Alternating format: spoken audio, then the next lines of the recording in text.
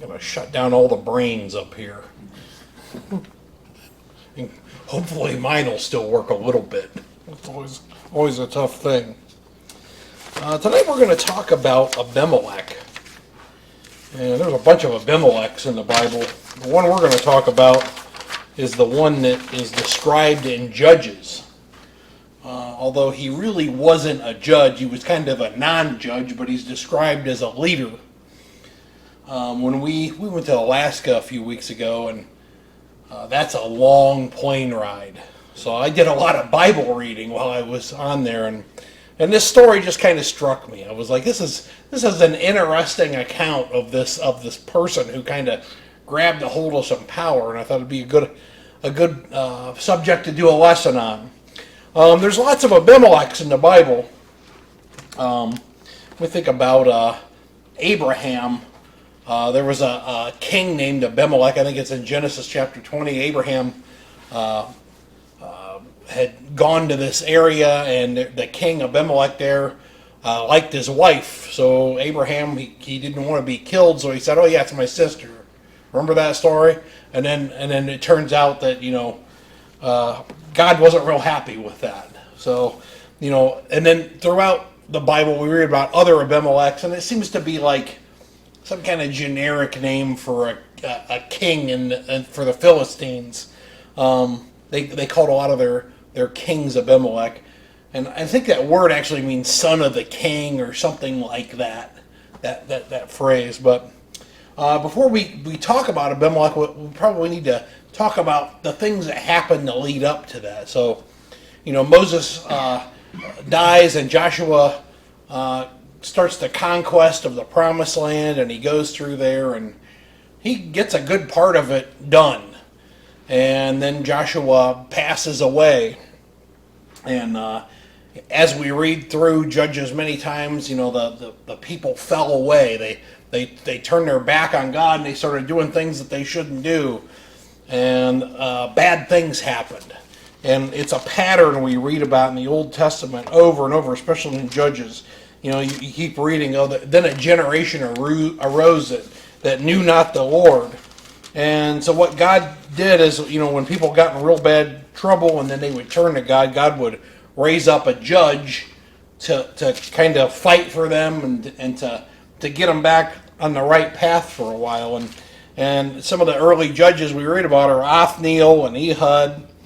We read about Shemgar and Deborah. Deborah was a lady who was a judge. She judged Israel for 40 years. And after Deborah, the people turned their back on God again. And there was this country called Midian. And Midian started really giving Israel a lot of hard times. And what the Midianites would do is every time that the grain was ready to be harvested, the Midianites would come in, and the Bible says they were like ants. They'd come in there, they just eat everything, and and they would eat all the food, and people were starving, and it put people in a bad place. When we were in Alaska, these people, they told us about, there was this caribou herd, and they said it was called the 40-mile herd. Well, one year I guess it turned into the 60-mile herd, and it was just this herd of caribou were just destroying everything in their path in a 60-mile wide swath. So the Alaskan state government encouraged everybody in the state to shoot 3 caribou, right, to try to get the numbers down so they were more in control. But that's kind of the way these Midianites were. They kind of just came through and ate everything. And there was this guy named Gideon, and Gideon was threshing some grain, and he was going to hide this grain, for his family. And an angel of the Lord appears to him, and he says, "Hey, you're gonna save this people. You're gonna go and fight against these Midianites." And Gideon's like, "Well, listen, my family is the least in the tribe of Manasseh, and in my family, I'm the least. You got the wrong guy." That's kind of what he's telling God. He goes, I'm not the guy that's going to be a leader, but it turns out he was. So Gideon goes and he fights against the Midianites, and we probably remember the story where God tells him what to do and how he's going to choose the men, and 50,000 men or something show up, and he says, well, if anybody's afraid to die, tell them to go back, and 20,000 men left, and God said there's still too many people here, so he gave him this test, and he said, oh, get down on your, here, take them to this pool of water, and the ones that got down on their knees and drank from the water right with their lips, send those people home, and the people that took the water and lapped it up like a dog, those are your men. Well, there's only 300 of them. But 300 men defeated the Midianites, who, like the Bible describes, they were this giant people that would come through, and so it's a huge number of people, and God used Gideon and the 300 men to defeat those people. And of course, whenever Gideon did that, everybody wanted to make him king, as happens, right? He did this good work, and everybody wants to make Gideon king, and Gideon said, no, he goes, God is your king. Right? God's who you're supposed to serve. So he refused that. And one thing Gideon requested is he wanted all the earrings of all of the Midianites. And apparently there was a lot of those. That must have been a thing. And Gideon made this ephod out of all the earrings. And ephod's not something it's not a term we use or something we wear today, but it was kind of like an apron or something. And he made this apron, and it was all made out of gold, and I guess it must have been really beautiful and probably worth a whole lot of money. The King James Bible says that the people went a-whoring after it. I'm not sure what that means, but whatever it meant, it was not good. Right? They that was the thing that they were concentrating. It was a thing they took pride in or something, and kind of turned Gideon's family away from doing what was right. And Gideon had 70 sons, actually 71. And one of those sons was he had by a concubine. And a concubine, that's kind of a weird thing for us today. We don't have those in our society, but we can see biblical examples. We think about, remember Abraham and Sarah, and they couldn't have any children, and Sarah gave Abraham Hagar. Well, that would have been like a concubine. It would have been like a sort of wife, kind of, but with not many rights, that might bear children for a person. And Abimelech was the son of a situation like that, right? He was the son of a concubine. And we can read about that in Judges chapter 8. So that kind of brings us up to date. When we start talking about Abimelech, we kind of know who he is. He's this son of Gideon and this concubine. And if we're going to just go ahead and read a little bit we're probably going to read all of chapter 8 here, but let's read the first 6 verses. It says, then Abimelech, the son of Jerubbaal, now Jerubbal's Gideon, just so we have that clear. I don't know why the translation uses those 2 different names for the same person, but it does. It says, and Abimelech, the son of Jerubbaal, went to Shechem, to his mother's brothers, and spoke with them, with all the family of the house of his mother's father, saying, please speak at a hearing of all the men of Shechem. Which is better for you, that the 70 sons of Jerubbaal reign over you, or that one reign over you? Remember that I am your own flesh and bone. And his mother's brothers spoke all these words concerning him in the hearing of all the men of Shechem. And their heart was inclined to follow Abimelech, and they said, he is our brother. So they gave him 70 shekels of silver from the temple of Baal-berith, which Abimelech hired worthless and reckless men, and they followed him. And then he went to his father's house at Ophrah, and he killed his brothers, the 70 sons of Jerubbaal, on one stone. But Jotham, the youngest son of Jerubbaal, was left, because he hid himself, and all the men of Shechem gathered together, all of Beth Milo, and they went and made Abimelech the king beside the terebinth tree at the pillar that was in Shechem. So we hear a lot about this town named Shechem. And Shechem's was a prominent town in those days. The first place I know of that it's mentioned in the Bible is in Genesis chapter 12. Remember when God makes that promise to Abraham, and he says, in your seed, the world's going to be blessed, and your descendants are going to be like the sands of the seashore. right? And what was he? Oh, and I'm going to give you a land. He gave him those three promises. If you read through Genesis 12, I think in verse 5, it says that it was in Shechem that this promise was made. So it's an important city. There was a lot of different things that happened in that area that made Shechem kind of a prominent city, and it was located inside the tribe of Manasseh and their allotment of land. That's where it was at. If you're looking at Jerusalem, it's like 40 or 50 miles north of Jerusalem. That's where Shechem was at. Later on, in that area was Samaria. It was an important city for the Samaritans. So that's a little bit about Shechem. And now we read about this guy Abimelech, and he goes to his father's, or not his father's, he goes to his mother's people there at Shechem. So she must have lived there. When we think about people who rise to power, especially in the Bible, a lot of times God would grant certain people positions of leadership. You might think about Moses or Abraham, Joshua. God granted them this position of leadership, but that's not the way this worked. So Abimelech wasn't granted leadership by God. He took it. The other judges, God granted them this judgeship, and usually there was a reason for it. Somebody was attacking them. But in this case, that's not what happened.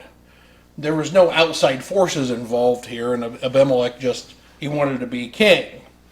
A lot of times what happens is, and we even see this in our own history, you have a leader who wants to rise to power, and they take that power by force. And you might think about Napoleon, or more recently, I guess there are probably many in here that remember when Fidel Castro took over Cuba, and he took it by force. And as we look at those things, we see that it's hard to maintain that power when that happens. And as we read through this, we find out that's actually the case here too. Abimelech has a lot of difficulties in maintaining his power. So let's go ahead and let me see here. You know what the problem is I have notes, but I haven't been really following them. So you know what I'm going to do? I'm just going to fold them up and put them away because they're a hindrance to my speaking. Sometimes we have to do that, right? So Abimelech goes to Shechem, his mother's land, and he's got some relatives there. And so he's got some influence. And he says, hey, who do you want to rule over you? These 70 guys from, this other town? Or do you want me to rule over you? Your flesh and blood. And, we see that in politics today. If you live in a small town, and I work with a lot of small towns, and a lot of times you go into the town and you'll meet the city manager. That's the mayor's brother-in-law, and then you meet this other guy, and it's like, oh yeah, that's the cousin of the city manager's. They're all related, right? That happens, right? And people do that because there's some political reasons that you might do that, and of course national politics it goes on too. But I think that's kind of what he was doing. He's going there. He's like, hey, I'm from here, and you know me, and you know my mom, and so who would you want to have reign over you? Those foreigners or me? You know me. So they thought that was a good idea. So they gave him some money, and these people are Jews. They're Israelites. Shechem was a Jewish city, a prominent Jewish city. So we're not talking about some foreign country here. But the interesting thing is they had a temple for Baal there, Baal Berith. So that probably wasn't a thing that made God happy. They've got this temple to some foreign god there. So they give him some money, 70 pieces of silver. And he decides he's going to get rid of the opposition. So he goes and kills 69 of his brothers, but one of them escaped, a young man named Jotham. So, and it's interesting too that they all die upon a certain stone. And there's probably some significance to that, although I'm not sure what it is. But, it's just interesting that they mentioned that it was a specific place that this thing happened on. Was it a sacrifice of some sort? Who knows? Who knows? But it is kind of interesting. So now Abimelech's the king, and his youngest brother escapes, and his youngest brother's got something to say about that. So we go ahead and start in verse 7. It says, "Now when they told Jotham, it said he went and stood on top of the mountain Gerizim and lifted his voice and cried out and said to them, 'Listen to me, you men of Shechem, that God may listen to you.' He says, 'The trees went forth to anoint a king over them.'" He's telling them a parable. Just kind of like, think about the parables Jesus told. This kind of flows in with those ideas. He says, "And they said to the olive tree, reign over us. But the olive tree said, should I cease giving my oil, with which they honor God and men, and go sway over the trees? And then the tree said to the fig tree, you come and reign over us. But the fig tree said to them, should I seize my sweetness and my good fruit, and go sway over the trees? And then the trees said to the vine," or King James says bramble. It says, "You come and reign over us." But the vine said to them, "Shall I seize my new wine?" No, I'm getting ahead of myself. "Which cheers both God and men, and go sway over the trees." And then all the trees said to the bramble, the briars that are on the ground. It said, "You come roll over us." And the brambles said to the trees, "If in truth you anoint me as king over you, then come and take shelter in my shade." How much shade does brambles give? Probably not a whole lot, not unless you're like a turtle or something. He says, "But if not," he says, "let fire come out of the bramble and devour the cedars of Lebanon." So he has this parable that he tells them, and now he's going to explain what all this means. He says, "Now therefore," he says, "if you have acted in truth and sincerity in making Abimelech king," and Abimelech is the bramble, right? That's what he's getting at here.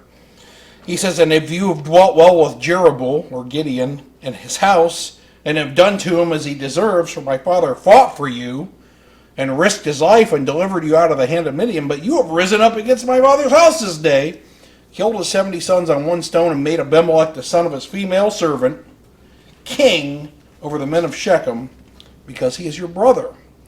If you then have acted in truth and sincerity with Jerubbaal and his house this day, then rejoice in Abimelech, but let him also rejoice in you." He says, "But if not," he says, "let fire come from Abimelech and devour the men of Shechem and Beth Milo, and let fire come from the men of Shechem and Beth Milo and devour Abimelech." And Jotham ran away and fled, and went to Beer and dwelt there for fear of Abimelech his brother. So he pronounces this parable against Abimelech and the things that he did. So he compares him to this bramble, and he says that hey, if you did these things and it was a righteous act, well, good for you. But he knows that wasn't a righteous act, because he brings up the point. He goes, you killed my father's 70 sons. My father went out and fought for you and defeated Midian for you. And that's exactly what he did.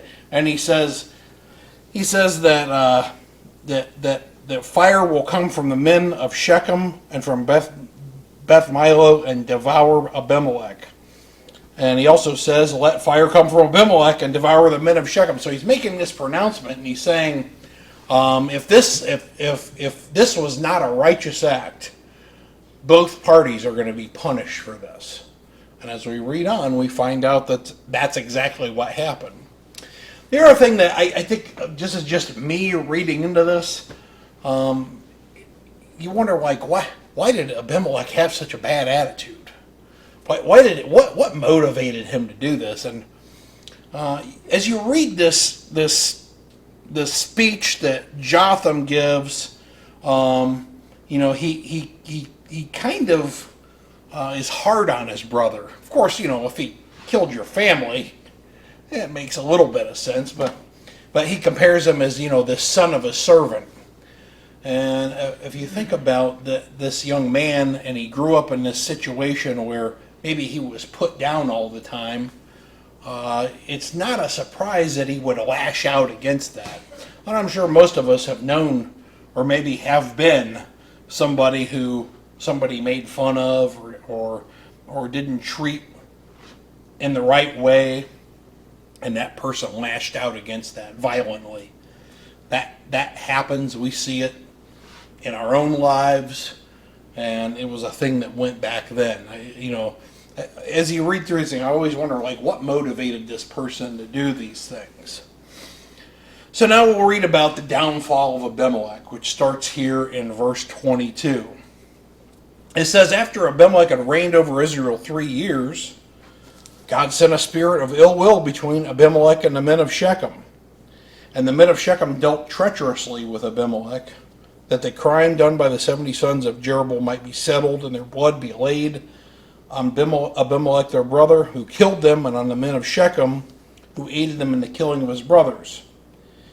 And the men of Shechem set men in ambush against him on the tops of the mountains, and they robbed all who passed by them along the way, and it was told to Abimelech. So now there's some friction between these two groups.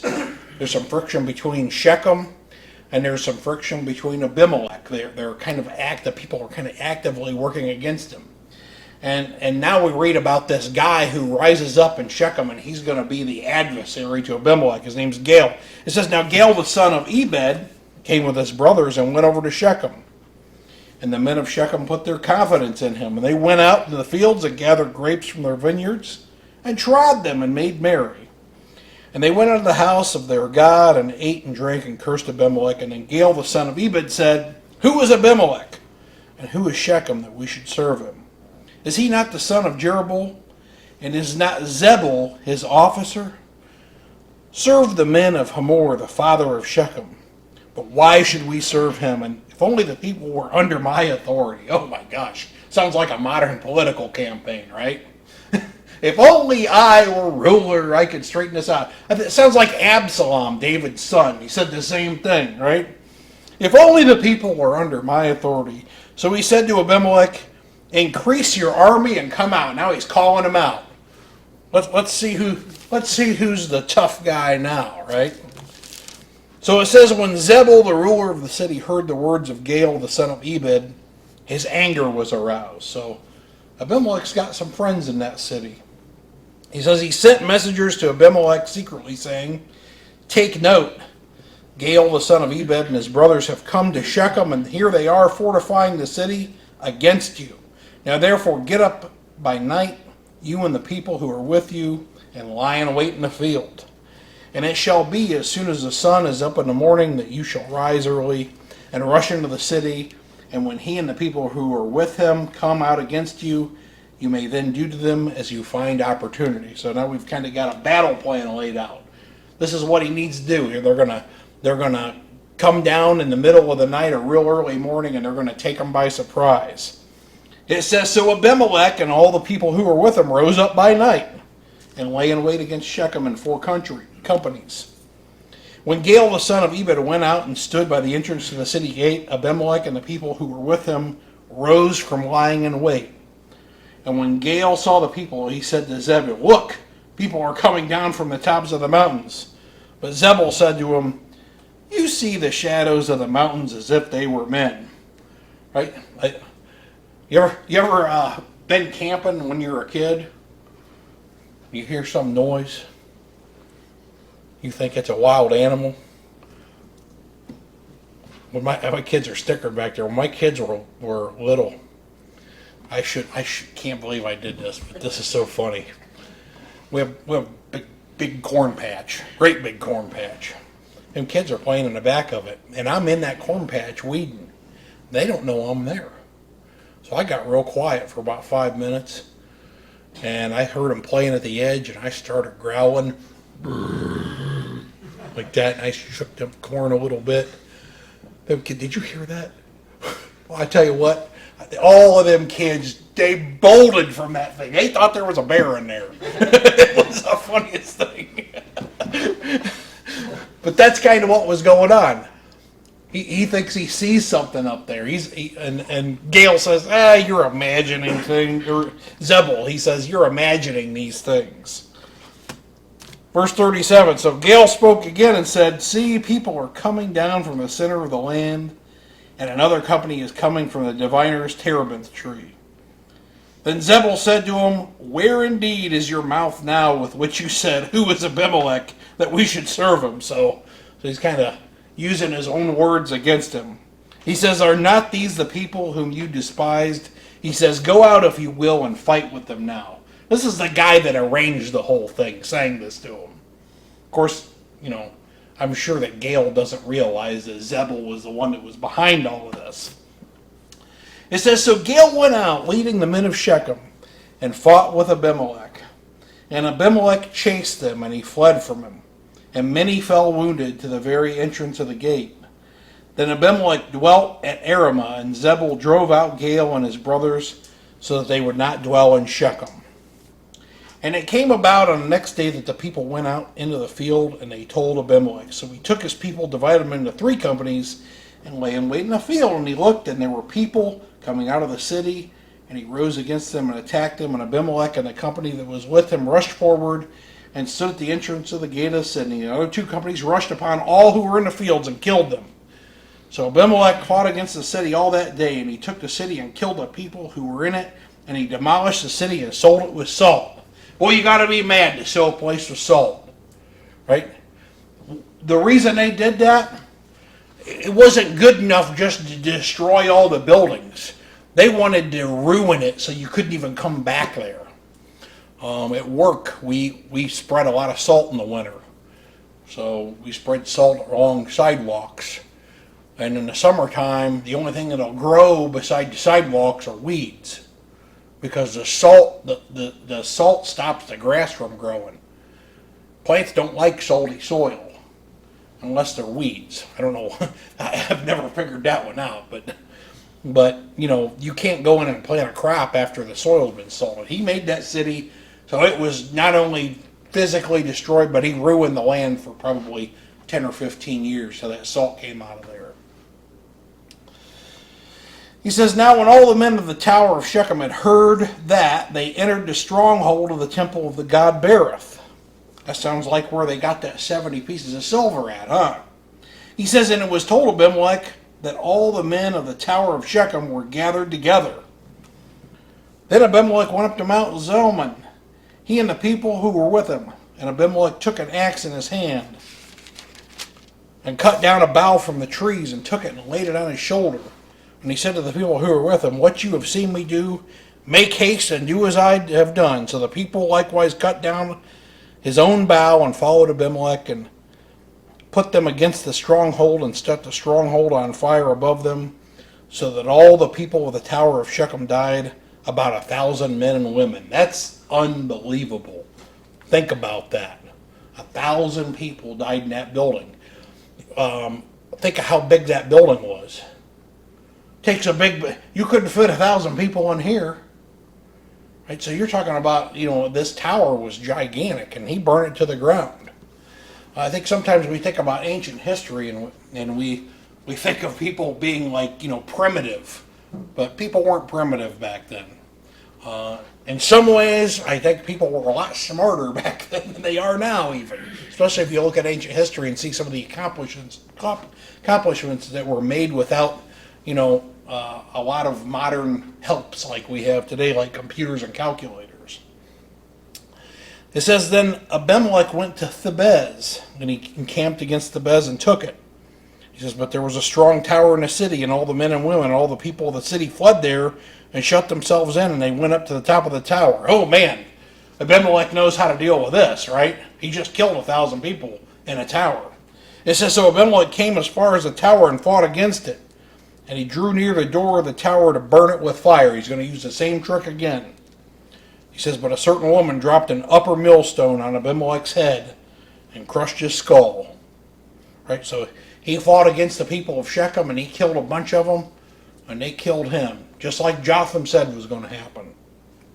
He says, then he called quickly for the young man, his armor bearer, and said to him, draw your sword and kill me, lest men say a woman killed him. So the young men thrust him through, and he died. And when the men of Israel saw Abimelech was dead, they departed every man to his place. And God repaid the wickedness of Abimelech he had done to his father by killing his 70 brothers, and the evil that the men of Shechem God returned on their own heads, and on them came the curse of Jotham, the son of Jeroboam. And that's the end of the story. I think it's interesting that he was really wary about having a woman kill him. I'm not sure why that was. For some reason he felt that was shameful. I don't know if it's because of his own mother was a servant, or that he wanted to be seen as a super tough guy, and if he was gonna die, it was gonna be by some heroic thing. There was some kids movie the kids watched, and it talked about this guy who was named El Macho, and he died the most manly death ever. He died in a volcano with a shark strapped to his back and 200 pounds of dynamite. Right, so that was his idea of a macho way to die. But Abimelech must have had some idea in his head, of what his death would, how he would be remembered even in his death, and that didn't fit with that view. What's kind of interesting is that's what's recorded, and we can still read about it today, about this woman who dropped this millstone on his head and killed him. We read these Old Testament stories, and there are lots of lessons that we can learn from these things. But the one thing is, if you contrast the way that Abimelech rose to power and the way he tried to keep power, and how unsuccessful he was, if you contrast that to those that did the things God wanted them to do, or you think about maybe some of God's commandments about how we're to deal with people, and Abimelech didn't deal with people the way God would have us deal with them. If we look over at Romans chapter 12, and this is where we're going to end at, in Romans chapter 12 and verse 17, it says that we should repay no one evil for evil, right? If we're not going to, if Abimelech had been treated maybe a little rough by his brothers, it wasn't his right to treat them back the same way, or even worse, but that's what he did. It says, have regard for good things in the sight of all men. If it is possible, as much as depends on you, he says, live peaceably with all men. He says, beloved, do not avenge yourselves, but rather give place to wrath, for it is written, vengeance is mine, I will repay, says the Lord. Therefore, your enemy is hungry, feed him. If he's thirsty, give him a drink. For in doing so, you will heap coals of fire on his head. Do not be overcome by evil, but overcome evil with good. And that's the opposite of what Abimelech did, right? He wanted to avenge those that had wronged him, and it didn't go well for him. And we know from our own lives and the teachings of Jesus and the example of Jesus that the way to be a real leader, right, is to be humble and to follow God. Think about the example of Jesus, right? Jesus is the King of Kings, right? But he humbled himself by dying on the cross. And that's quite a contrast with somebody like Abimelech who was always trying to exalt himself. Right? So there's a lesson on how to be a leader there, and there's a lesson on how to not be a leader. So if you're looking what not to do, Abimelech's a good example. If you're looking what to do, Jesus is a good example. That's our lesson for this evening. There's one among us who has not put on Christ in baptism. I would urge you to make that right in your life. I believe that everybody in here is a Christian. But if there was one that wasn't, I would let you know that that it starts with belief and it ends with baptism. And if you don't at least have those two parts, we need to talk. Even if we are Christians, right, we still can have struggles in our lives, and we might need some help. And sometimes the best way to get some help is to talk to some others about it. And some of the best ways that we can help each other is by praying for one another. So this evening, if there's somebody who has a need, we would ask that you make it known while we stand and while we sing.